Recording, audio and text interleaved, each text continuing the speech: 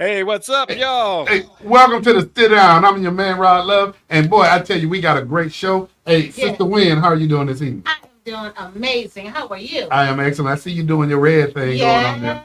Yes. Hey, and, Yes. and, and Doc Polite, I like the studio digs, brother. Oh, thank you. Boy, I tell you, just going big time on us. Make me had a flashback when I put that up. Man, hey, boy, I tell you, things are just, a lot of people sit back and they think about going into the new year. I'm not a wait till the end of the year to come up with new year resolutions. No. You want to live your best life every day. Every day. Yes. So As Jill Scott would say, as Jill Scott living said, my best life. living your best life. Hey, so y'all, what are we gonna do this evening? Well, Well, we're gonna before talk. we get started, I would like to say to Doc Polite, thank you for your service. Glad you made You're it welcome. home You're safe. welcome. Thank you, thank you, Welcome. thank you. Veterans Day. You're welcome. You're welcome. Yeah, I served in the U.S. Army as a recon scout, and yeah, I And you enjoyed and it. you still reconning, and you still reconning. You know, I try to explain to people how transformative serving in the military can be if you embrace it. I would say a lot of what my life has become is based on the tenacity that I learned being a soldier, not giving up and always having a plan and moving forward, not complaining about the setback. Have a plan to come back. Right. Don't worry about the setback. Plan to come back. I like So that. I like that. um, because we're gonna fail at stuff. That's how we move forward. But people don't Like, realize that. yeah, People don't realize success. Failures are part of success. yeah, It is. It is. yeah. Hey Doc, So but you still reconning. listen, You still reconning. it take my wife to tell you about that, but I Hey, just go ahead, Doc. but I'm grateful. So many of my peers they served on, and I lost a few friends in Iraq and those wars. I didn't go to war, but I got out right before. Actually, I would have been there, but I got hurt and I had to get discharged because I could no longer perform my military duties Okay. because of my injuries. But we need to pray for our soldiers. So many are come home, they're in crisis, they're homeless. Yes. Um, Yes. they're dealing with PTSD and all these things. And so I understand it. Yes. I at one point I was a counselor for veterans as well, and I dealt with a lot of them with PTSD. So Well, tell you what, that was something that was talked about and discussed this Saturday. I had a great opportunity to attend the Chi 2 chapter of Omega Psi Phi Founders Day Ball, and it took place at Highland Manor Okay. in Apopka, Okay. Florida. Okay. Man, I tell you, it was inspirational. I'm not familiar with the fraternity stuff and the protocol and the hierarchy, but boy, I tell you, it was a great event. They had their what they call the grand boss, Okay. and that's the guy who is recognized and respected. I guess I don't want to misspeak over all of the chapters internationally, and I believe his name was Grand Boss Ricky Lewis, and he brought some words of wisdom. Man, I tell you, one of their priorities is mentoring. He talked about wellness, letting brothers know go get your PSAs checked, check that prostate. It's something else, Doc. What is it called? A1A or A1C, A1C. A1C. And that's what Doc check for diabetes. That's yeah, that's your long-term blood sugar levels. They take an average over, I think, 3 months. Oh That wow. reading, and whatever your blood sugar is consistently over that. Well, he came and brought some wisdom, and like I said, it was well attended, and just having just some real basic conversation that everybody need to be abreast of. He also talked about getting living trust. So your family, if something's gonna eventually happen, and you don't want your family have to be burdened with being tied up in probate because you didn't leave any plans. Yes. Right. We need to have a show on that. We do, and I think we have some people that we can bring in that can talk about. Oh yeah. There's a lot of good people out there. Hey, so hey, the two of y'all, what are we talking about tonight? I'm gonna take a Steve Harvey position on this thing. Okay. And I'll tell you how we got to this subject.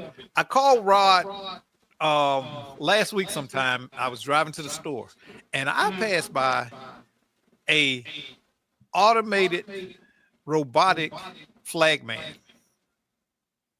And when it was during this thing, I had never seen it before. You know, the flag man that stands on the side of the road, right? And waves you through. And well, now they don't need the person. They got a robot machine that stands there. Hey Doc, tell them $20,000. It costs $20,000. $20,000. No benefits. Don't have to worry about HR. No complaints. We'll go to work. We'll stand out in the rain and all. Everything. Everything. Wow. And see, this is what something me and Ron are always hammering on. You got to transition from these jobs. These jobs are disappearing. People feel like, oh, that's my job. You don't have a job. You audition for your job every day. It's funny you said that because I went to the store, the little convenience store. I took my granddaughter down. She wanted some chips or something. And there used to be cashiers there to do your transaction for you. Now they have a machine. You sit your item on this little belt and you punch in, and that's how you pay. You don't even talk to a person. Pay for what? Potato chips, sodas at a convenience store. But you could go to the dollar store. Everywhere has no. But Rod, this one you could put it all together. You're talking about Circle K, right? You put all your stuff on the mat. It scanned everything. Yes. Oh, you just sit it down. Yeah, you just sit it down. And it scanned everything. But you better check it. You better check it because it don't work good. It overcharged. It might ring up the wrong thing. It did. It does. It did when they first brought it out. I got a Circle K near me. I went up there and I think I had like the little crunchy donuts and I think some pork skins and I got some gas. And it was like $40. I was like, what? No. So it had misscanned the food I had, and I got $30 worth of gas. And I didn't get that wasn't $10 for the pork skins and the donuts. But back to your point though. Yeah, but back to your point. Everybody needs to raise the game because if not, AI and automation will take your job. Yes, it will. Yes, it will. And like you say, no HR involved in that. No HR. Hey, but let me ask both of y'all this, and I know both of you been watching this. Google is ordering people back to work. Amazon is ordering people back. And when I say back to work, back into the office. And now you have individuals signing petitions saying they shouldn't have to be forced. And I can't remember who the CEO just recently, he ordered people back to work 5 days a week. And, folks started signing a petition and he told them that you don't have to come back. Yeah. You know, your job is voluntary. Yeah. Wow. And he's correct because see, we've created this entitlement culture where we think we are owed jobs, we're owed housing, we're owed all of these things rather than working towards them. People feel that certain things are human rights. It's, you got a right to housing. And you got a right to eat. The Bible say what? Man, you don't work, you don't eat. Don't eat. Exactly.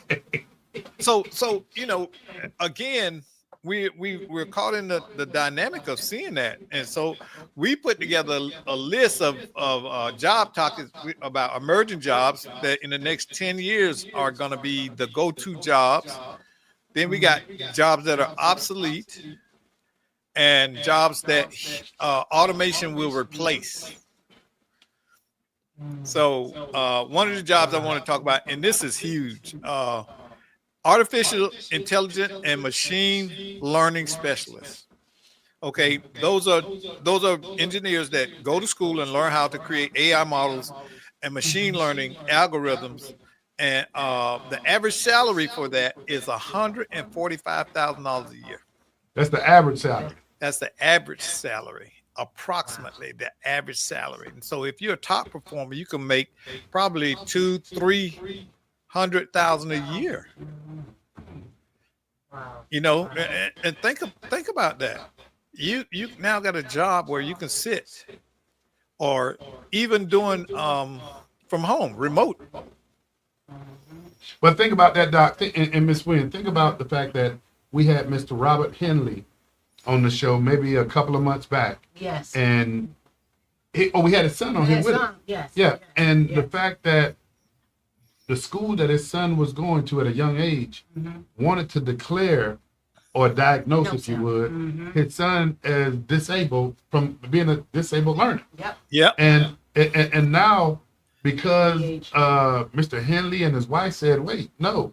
And the medication that the school recommended that his son be on just kept him in a haze. Nice. Yeah. And so when we talk about AI, artificial intelligence, think about the fact that Mr. Henley teaches STEM and they have a robotics class. And something that, you know, I don't want to be too premature, but FEC and Mr. Henley are going to be teaming up in January to look at how do we facilitate young people in a couple of communities in Orange County with learning these robotic skills. But this is kind of going to the byline of what Doc is talking about.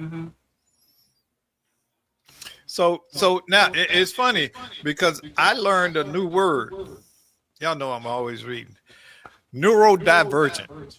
Y'all know what that means? Wait a minute, say it again. Neurodivergent. Tell me. I mean, yeah, I don't even want to guess. Tell me. A neurodivergent person is someone whose brain does not operate in the typical manner that other people do. Their thinking process and their information processing is vastly different than the traditional way. And they're finding that that's a lot of people that have ADHD and autism. That's what's going on. Their brain is just wired different. And we're it's like trying to put a square peg in a round hole.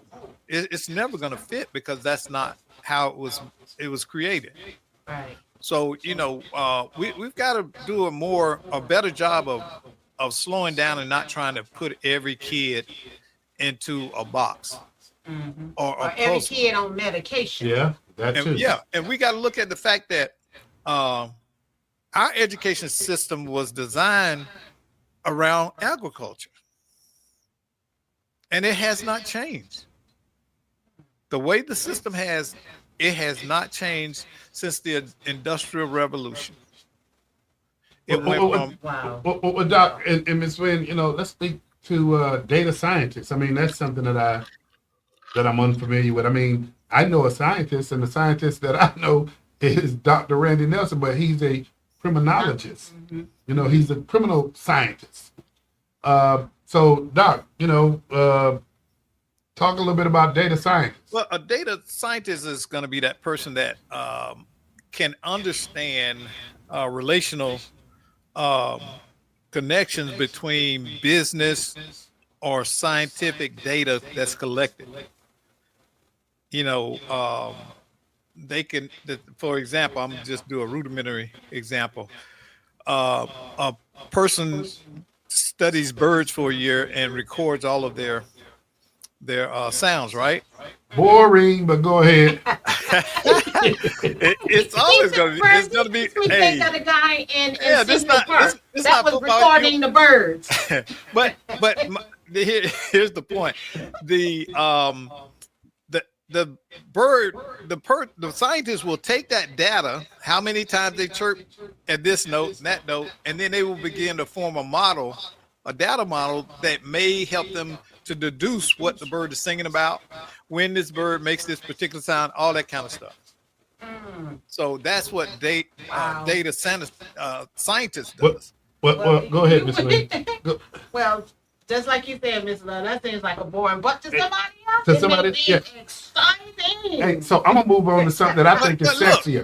that person makes $108,000 a year. That's Yeah, his yeah, salary. but hey, and and no disrespect to anybody, but boring.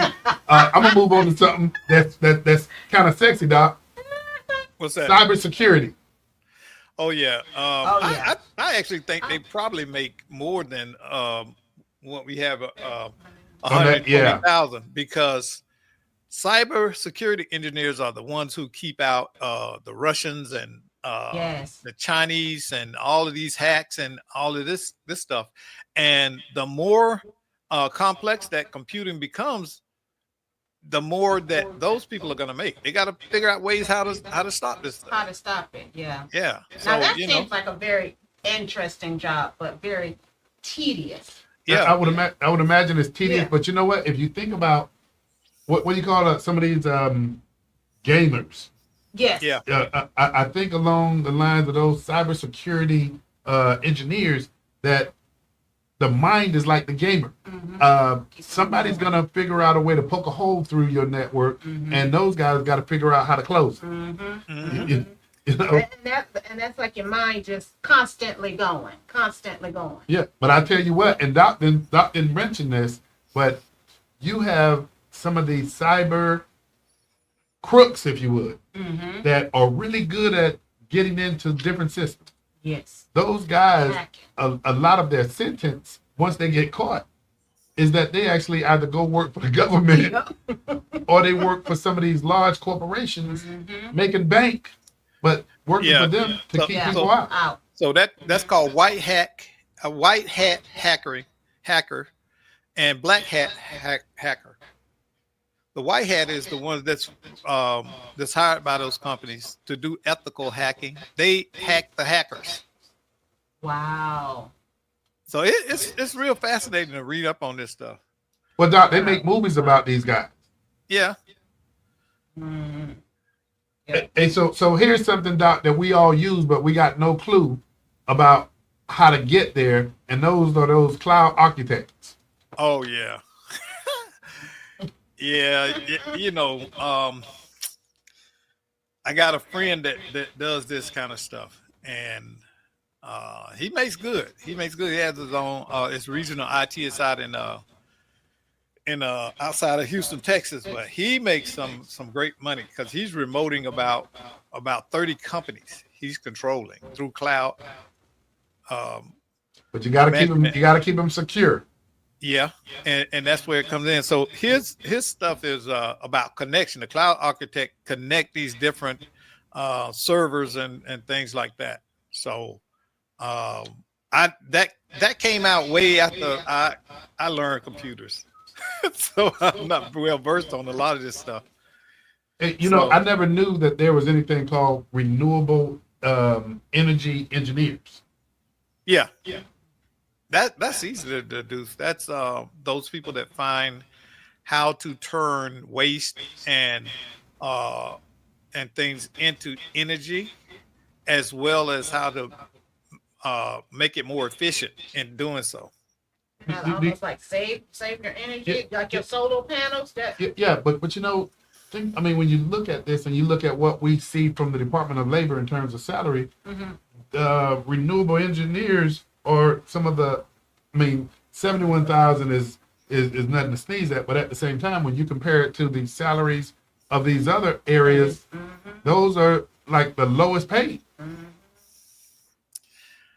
Well, I think renewable energy is something that's going to emerge. We the average person doesn't understand about renewable energy. And a lot of people don't believe in climate change. So I think as it becomes more prevalent that the Earth is changing, we're going to need to develop efficient ways in which we reuse things. Yeah, yeah. Now the climate change, I believe in because I spoke with my dad over the weekend, and he Hmm. lives in Syracuse, and it was 80 some degrees, and they're in November, and it's normally 50s and 60s, Oh, and I'm like, But whoa. see, He's but like, see, here's the problem I have with climate change. Okay, when you take the totality of the history of the Earth, it has always risen and fell.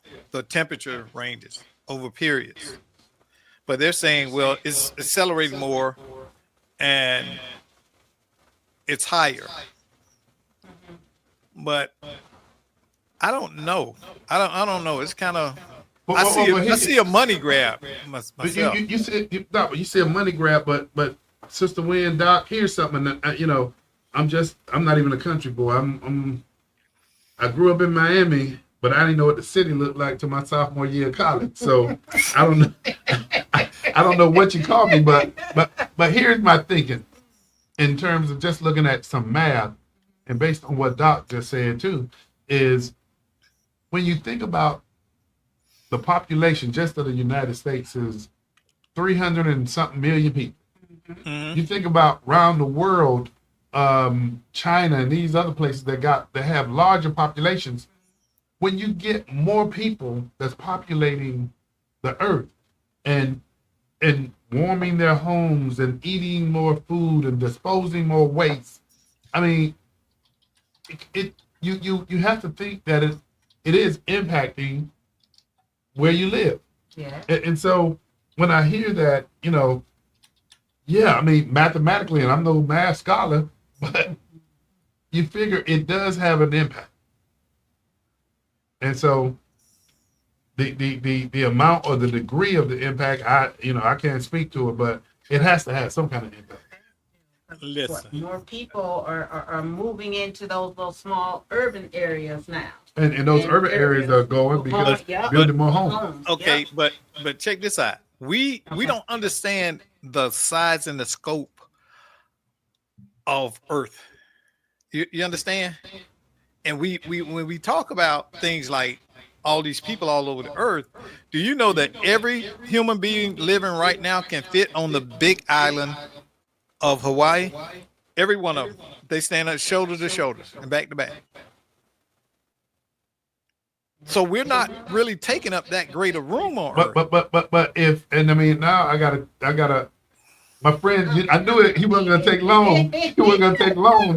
But if we had everybody go stand on the island of Hawaii, Right. as you The big mentioned, island Doc, now, not the Oahu, Oh, the big island. the big island, Right. you don't think it's gonna have an impact on the island of Hawaii? Oh yeah, I'm not saying that, but I'm saying that relative to The what we space think, and yeah, what we think that humans occupy in the world. The vast majority of the surface is water. So, how much of an impact are we really having, even with the carbon expenditures we do? Are we having enough to impact the earth? see, I'm gonna keep my mouth shut because I'm not that environmentalist. I can't speak to it, but again, I just have to believe as the population goes and grows, there's going to be an impact, and But that's see, just this my this belief. this this is the thing, though, Rod. Now, and I always point this out. Remember Zika? Remember who? Zika, the Zika virus. I know what you're talking about. Yeah, yeah, Remember that? And they told us it was yeah, going to kill us all. Mm-hmm. Okay. Remember Legionnaire's disease? yeah. Mm-hmm. Remember the what was the other one? With the tick. It was some disease, Lyme disease or something like that. And all of us are gonna die from Lyme disease or get infected with Lyme disease because ticks was gonna bite us and all this stuff. See, we have a history of spewing this kind of stuff and using fear to drive agendas, especially in this country. In fact, You could say that's why the Democrats lost. I wasn't gonna say no politics, but they tried to use fear, and it didn't work. And a lot of these things are driven by fear. You know, Al Gore started this whole global warming thing, and then they came out with the green tax credits and all this. So remember that? But didn't he profit from? Exactly. Exactly. Him and some big wigs. That's just like the Obama phone. People start calling it an Obama phone, but you know who put that phone out? George Bush. George Bush. Who? George Bush, the father. First Bush. Well, Doc, let me ask you about this, and I'm gonna take a direct detour right quick because have you been keeping up with how crypto has increased since the election? Bitcoin. No, Bitcoin. I have a Bitcoin. Mm-hmm. And who was it, man? I was reading something about Jay-Z and somebody else who invested in Bitcoin years ago, and now it's worth. I mean, it's making these guys these billionaires that they are. Yeah. Yeah, and remember how they beat it down? 88,000. Yeah, for Bitcoin. Yeah. What? Today, Bitcoin hit 88,000. Yeah. And you know, Wow. Brother Mondo keeps up with all this stuff. Wow. 88,000. So at one point, it was 75,000 was the hit mark No, it at was one less point. than that. It was No. I'm just saying that was the high point at one point. Yeah. And wow. So What did Bitcoin start out at, Doc? And I know Armando probably will be texting me in a second here, but Bitcoin, what did it start out at? When it started out, I think it was less than $1. Less than $1. Bitcoin? Less than $1, and one Bitcoin now goes for 88,000. Wow. I did see that on Good Morning America. Hey, and we're sitting around here buying up Doji coin and Shiba coin. Yeah. Wow. But yeah, it just started out in 2010, and it was a penny. A penny? Yeah, and then in April 2011, it got to $1. And So if you look bought where it's tons at of this now. stuff at a penny, and you know it's crazy. And I always tell this story about my friend Mark when I worked for a healthcare company. He kept telling me, buy this Bitcoin, buy some of this. I'm like, man, that crap. He's talking about it's electric money. That's what he's calling it. And I was like, man, that stuff, I don't trust that. Hey, but Dogecoin jumped 300% since the election too now. So something is going on here, and I'm glad that I just heard that because I might be at a point where I need to sell my Dogecoin. No, hold on to it because one of the things you got to watch what those billionaires do and why. Now, there's a reason that that's going up. You know that Trump has a massive holding in Bitcoin. Yeah. You didn't know that, did you? No, I didn't. And so does Elon Musk.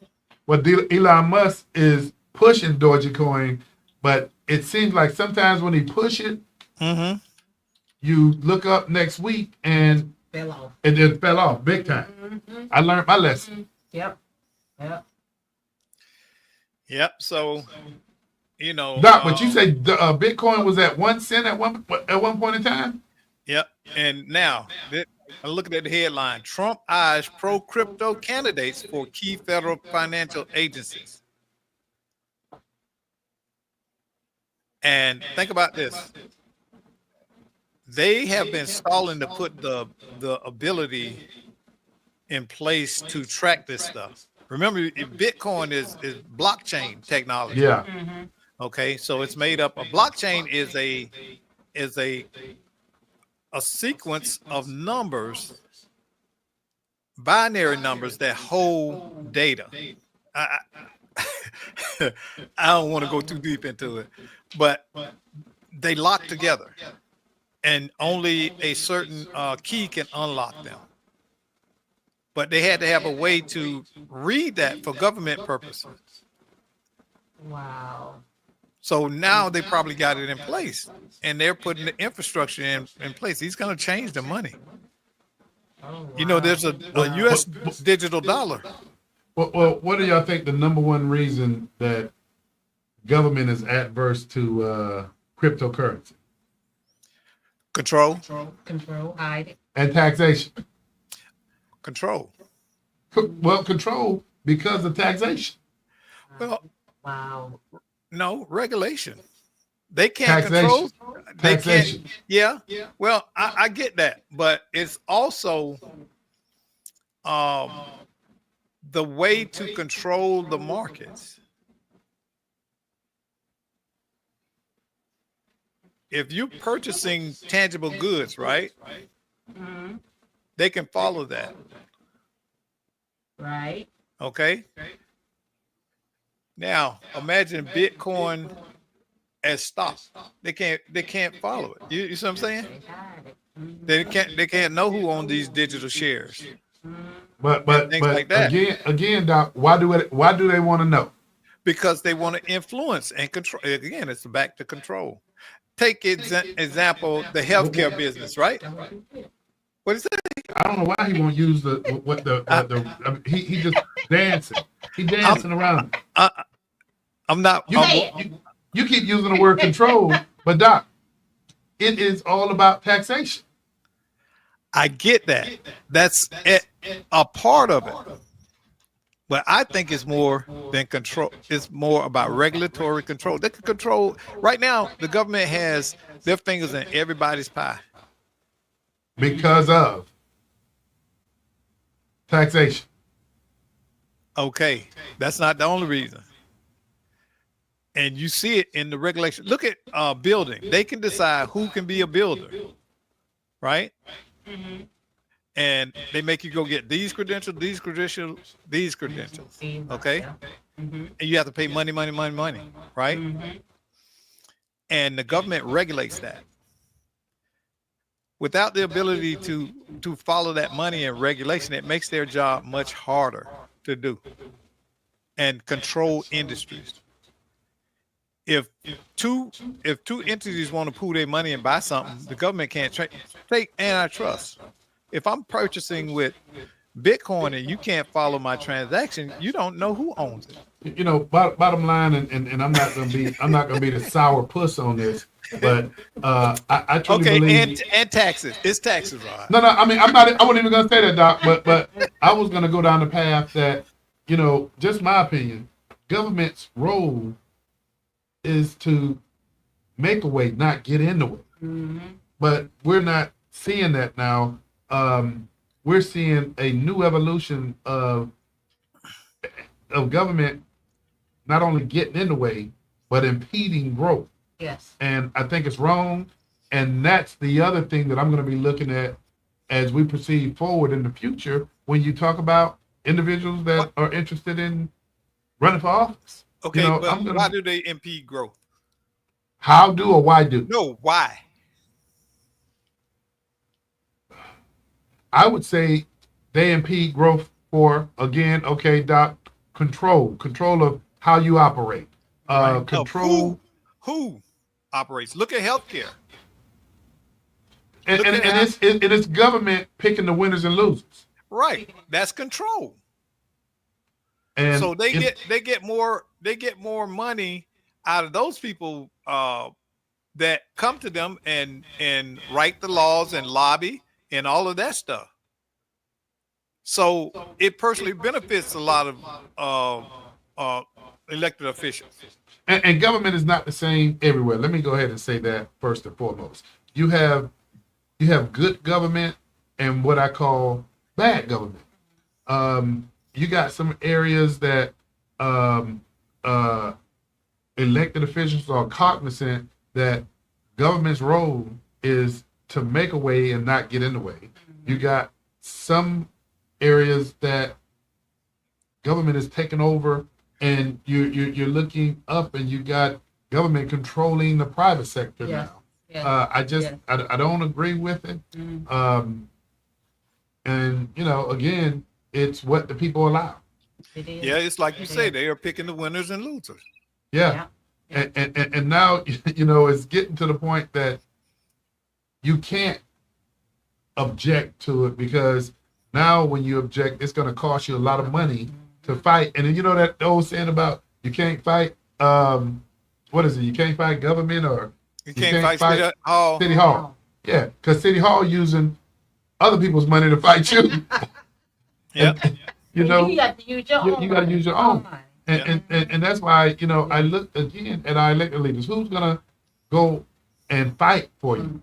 I think we're losing a lot of fighters, and that's why I'm looking more so at when individuals want to run for office. I want to know what their position on government is. Yeah. Yeah. So hey, let's jump down and talk about these jobs that are going to be obsolete. Okay. Because a lot of people are living in a dream world if they don't think a lot of these jobs are going to go away. Manufacturing and assembly line. Yeah. Yep.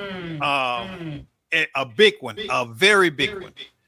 And think about this. Oftentimes, who works those jobs? Us. Who right now? Not just us. I mean, a lot of those jobs or individuals that didn't go get formal education. Right. Exactly. Individuals that come from really, really humble beginnings, and those jobs pull them up. Yes. And a lot of them assembly line workers. Now think about those dock workers that are making, how much was it, Rod? 90-something bucks an hour. Exactly. Now they fall into that assembly line agent workers diameter. But Whatever. with those assembly line workers, there was some big corporations in certain areas, and when they were open, your city They were blossomed thriving. and thrived. Yeah. Yes, but once they closed, you could just see the city. Ghost town. Yes, Yeah. it's horrible. But here's something else, and y'all give me y'all perspective on this. When you hear about unions negotiating now, you hear about unions negotiating, and part of their negotiations, they're telling ownership that in our negotiations, you cannot adopt automation. Correct. Or the automation that you adopt has to be limited. And I get it. It's to protect their jobs, but you tell ownership that they can't transform into automation when automation is right around the corner. It is.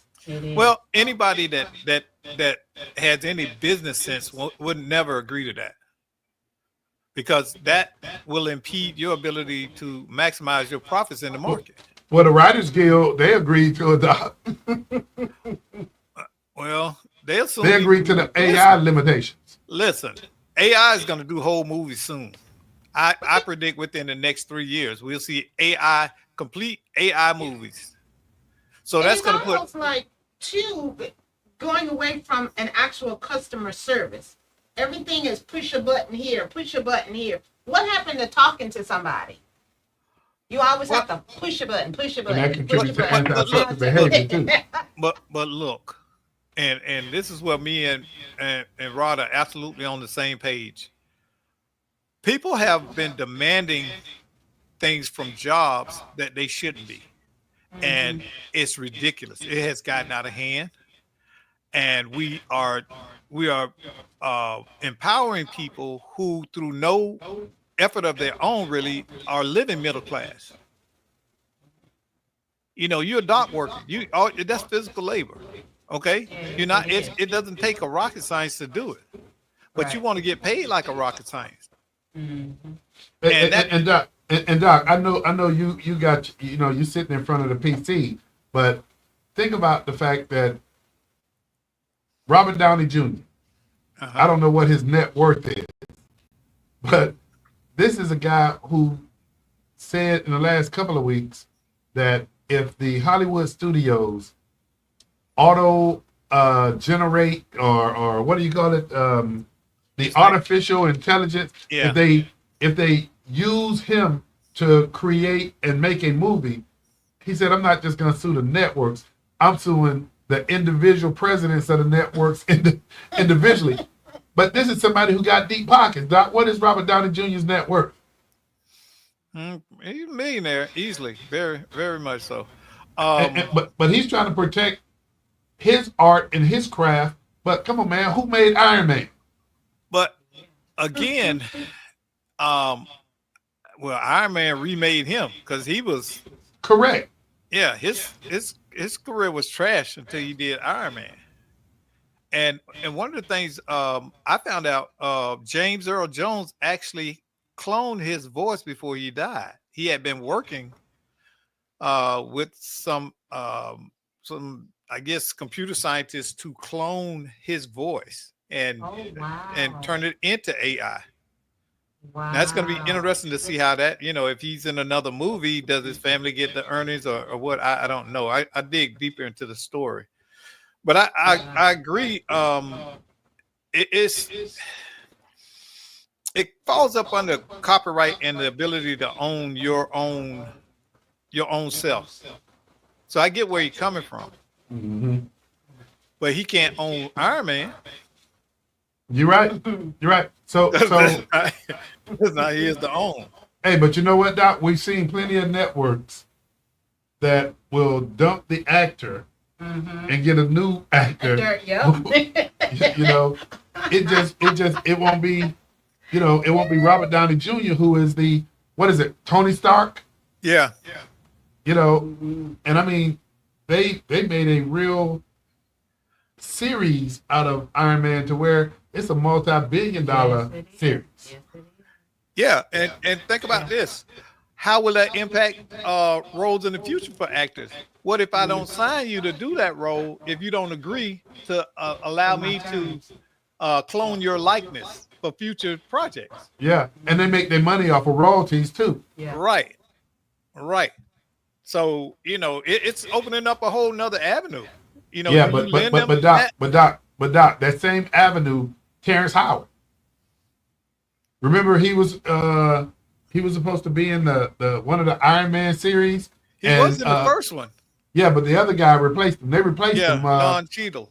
So that's the example. If you want to negotiate and play hardball, you got to realize you can be replaced. Yes.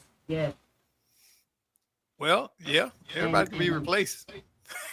That goes on your job too. You can easily be replaced. Yeah, when it's time to come back 5 days, of course, and work in person, you don't want to come. You can easily be replaced. Miss Wynn, this is one of the ones that you was talking about earlier. Cashiers. I mean, I think cashiers, that's already obsolete because all you have now when you go to Home Depot, you just got a person who's standing there checking.